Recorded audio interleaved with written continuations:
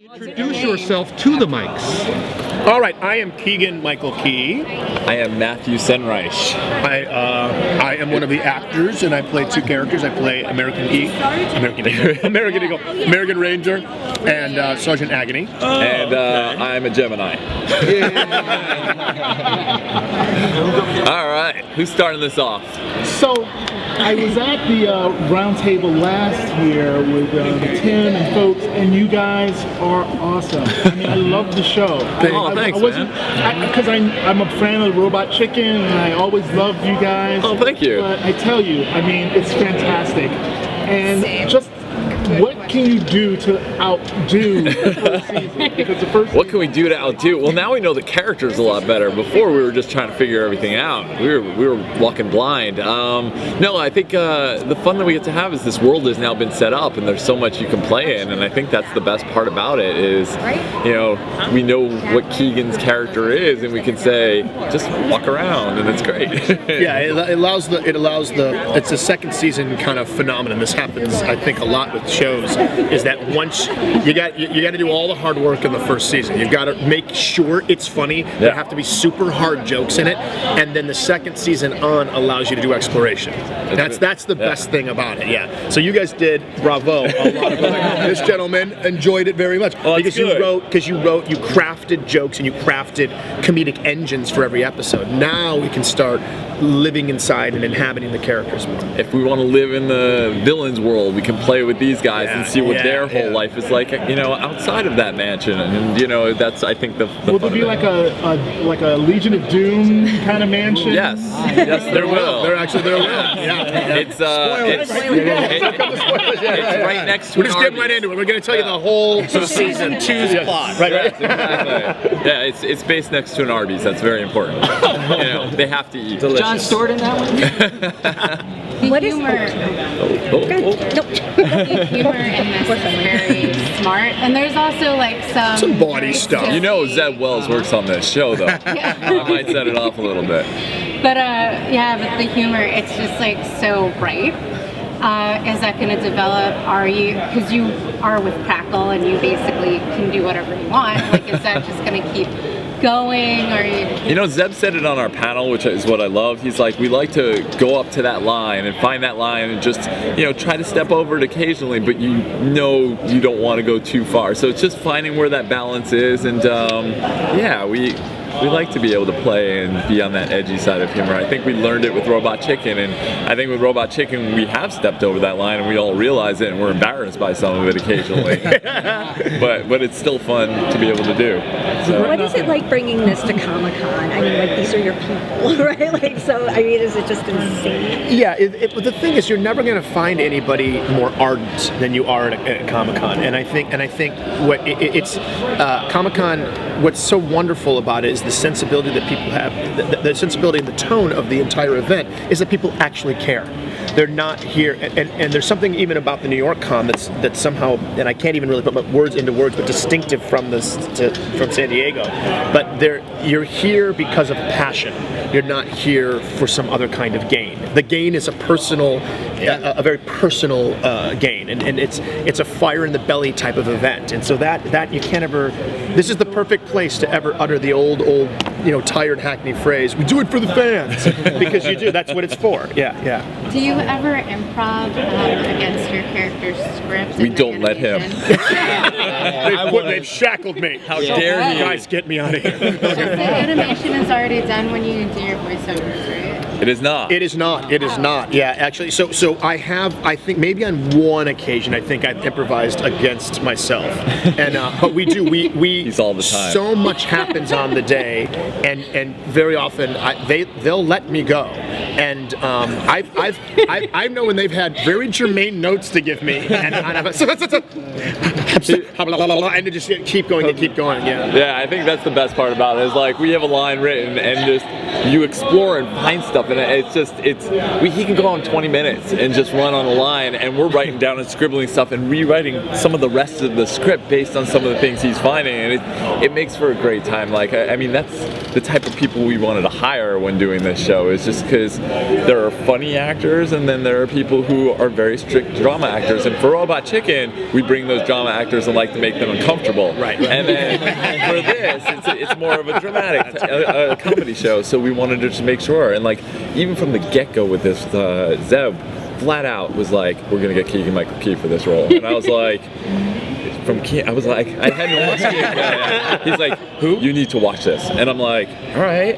And I literally just went straight. And I'm like, yeah, we're totally doing that. That would be great. So it was, it just opened my eyes to things that I didn't realize, and it was fantastic. You guys have created such a visually stylized palette in the Robot Chicken universe. And here, what do you feel the best way for a viewer to watch it is? I feel like I miss a lot of like Easter egg details on a phone. I'd rather watch it on a big screen and see all the... Oh, for the little details that the animators do? Yeah. It's tricky. I think the characters are a lot more well defined. It's a more fluid show. Robot Chicken is supposed to look like your toys coming to life, and it kind of has, like, actually Robot Chicken, I think season 5 got too fancy. We had to go... It's very cinematic. Yeah, and that's wrong. And we dialed it back because it's supposed to feel like toys coming to life. And with this show, we get to be cinematic and have a really good time with it. The fight sequences are unbelievable. That's the thing. The fight sequences are stand out in a way in that we've never seen in stop motion.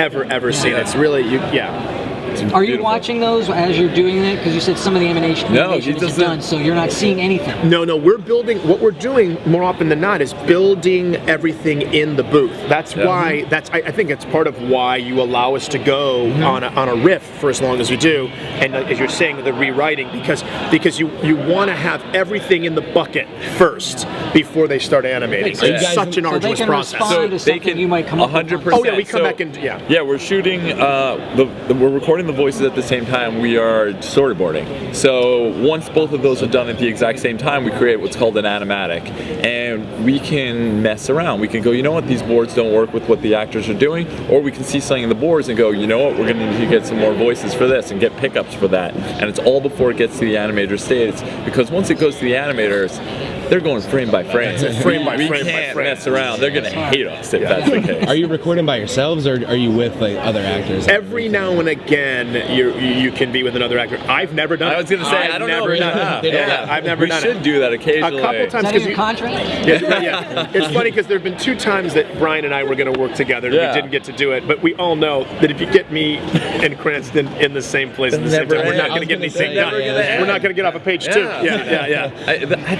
think part of the fun with them is also like, it's hard. It's like you want to put them together, but at the same time, you don't want to lose sight of just the funny that they can find in that day. Even with Robot, we do it that way too. Really? Yeah. Okay, that's cool. I know that might not be right, but we do. No, I don't know. I mean, he got an Emmy nom for it, so it must be working. Yeah. I mean, like, again. Question for you, actually, Keegan. So you've done a lot of live action yourself, and now a lot of also voice acting. What do you like most about doing like kind of animation and stuff like that, doing voice acting? The animation, what's most appealing about the animation is the fact that you can be over the top as you want to be. Yeah. Seldom have we ever asked, other than for technical reasons, to pull it back. So because you're inhabiting something that's going to be more than life. You're inhabiting something that, remember, we're existing under the auspices of a thing that has an amazing heightened artificiality to it. So there's an artificiality that I'm afforded to do in the performance. It's got to be fun. Yeah, and it's got to be fun. Whereas there are times that, I'm shooting a show right now for Netflix, and there were times on Key and Peele, and there where you need a subtle turn of the head or an arch of an eyebrow or a face twitch, and that's all that is required. And here, it's always no holds barred. And I appreciate that, being a theater person, coming from the theater and always having to be as high octane as possible, so you're getting to the back row. You get to the back row here, and that's what I really enjoy about it. It's awesome. Are you trying to play up or avoid the fact that your character and Captain America are very like they have some similarities. No, we're definitely playing it up, right? Yeah. We're messing. We're leaning into the tropes. We're leaning into the tropes hard. And I just we were saying during our panel, it's interesting. I wanted him to be. I wanted to infuse the voice with a few things. I wanted to have a little bit of milquetoast, a little bit of RCMP, a little bit of Royal Canadian Mounted Police. So and a little racist. I think a boatload of racism. Yeah. 1950. I mean, this guy got frozen in like 42. You know what I mean? And I wanted it to be. I wanted to have that kind of whitewashed 1950 TV. Well, you know, son, the way that children come to the world. You know, so I wanted to mix that. Smoke Chesterfield. Right, exactly. Yeah. Smoke Chesterfield. That's it. There you go. We wanted it to have this texture of I like that you golly say- gee, as well as So that Dudley Do-Right. that Dudley Do-Right. Like we started at Dudley Do-Right and pulled him back and into a place where he had a little more gruff to him. Yeah. Adding on to bouncing off with your question, I know you have these archetypes of superheroes and you have the kind of Captain America. Is there a Black Panther type coming? Well, Is that possible? in two? Yeah, I'm trying to think if that's the case. Not one that jumps out of my mind right now, but that's not to say it can't happen in the future. But that's a good one to play with. I mean, we still have other worlds. There's so we still many have things. spaces to play in that we've not yet to explore. Yeah, I was saying we go into the Galactus world a little bit. We get into that go world. like- Doctor Strange. The Doctor Strangey stuff is coming in this season. Yeah, I want to do. It's we have a great Days of Future Past episode. Which is that might be my favorite of this season. I can see all the people at Crackle yelling at me for even saying that out loud, but it's just They're not here. Exactly. I love the flashback episode with it was American Ranger, like back in the 40s. With the Bucky character. Bucky guy. The Black Saturn and Grona relationship is explored deeply in this. Yes, and it's season 2. like watching that friendship come together and evolve, going apart. It's a wonderful. It makes me so happy. It makes me so happy. I mean, my first job was at Marvel as an intern when I was in high school. Like, I've been in comics way too long, and Zeb is the same thing. And I worked at Wizard magazine for a very long time, so I know this comic world. First comic book you ever bought? Both. Ooh, bought? Yeah. Or given? For me, it was right around the Captain America No More stuff.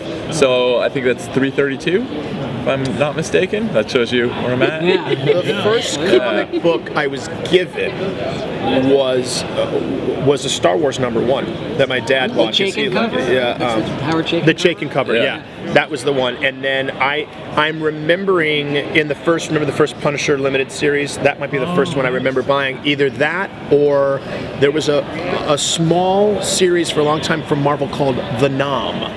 And The Nom. Larry Hama. Yes, but no, that wasn't my first. That Punisher might have been when I first started collecting in high school with my friend Mike, and I was like, I just loved the art on that original Punisher cover with the 245. The shell case, beautiful art. I love that. Still have them, or did they get thrown away? No, the Star Wars one got thrown away, and because I was 8 or 9 when Star Wars came out. And my dad was you don't listen to your parents. You know, it's just a comic book that I read because I wanted to see. In my mind, it was so wonderfully visual to go, I've seen this film, and that's what Han Solo does in the film, and he doesn't do it exactly the same way in these ostensibly storyboards, which I just thought was, but then it got tattered and torn to pieces. You kept it pristine. You could have bought your own. I know, exactly. I could have bought my own SuperMansion, right? I'm going to adjust my answer only because it ties into the SuperMansion stuff. Now I'm thinking about it. It was Avengers 273, and it was right before Baron Zemo takes over the Avengers Mansion and destroys the whole thing. And maybe that's in my subconscious that's caused all this sort of thing, because that was just a messed up story, and then Thor got put into a coma, and I was traumatized, and it was just the whole thing. But yes, that shows you how far back it goes. Yeah. Thor character season 3. We may have one in season 2. We may have one in season 2. Yes. Teaser. Oh, one more question. Pressure. That is a lot of Let's pressure. each take one word of the question. Oh, God. There you go. Will you Have Any Type. Uh-oh, that's